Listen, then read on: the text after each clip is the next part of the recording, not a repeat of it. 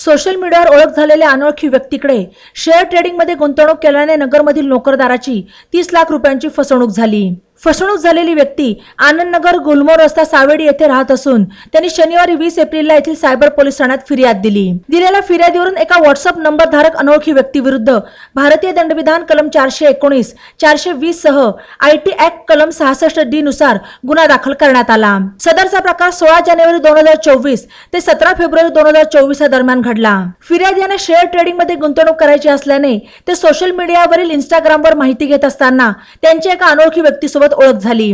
त्या व्यक्तीने फिर्यादी सोबत व्हॉट्सअप नंबरवरून संपर्क केला। शेअर ट्रेडिंग मध्ये गुंतवणूक केल्यास अधिक नफा मिळवून देण्याचे आमिष दाखवले। फिर्यादीने त्यांच्यावर विश्वास ठेवला आणि सुरुवातीला 20 लाख आणि नंतर 10 लाख रुपये असे एकूण 30 लाख रुपये शेअर ट्रेडिंग मध्ये गुंतवणुकीसाठी दिले। दरम्यान गुंतवणूक केल्यानंतर देखील समोरच्या व्यक्तीने फिर्यादीला नफा दिला नाही आणि गुंतवणुकीची रक्कम देखील परत केली नाही। फिर्यादीने त्या व्यक्तीबरोबर वारंवार संपर्क करून पैशाची मागणी केली असता त्याने टाळाटाळ केली।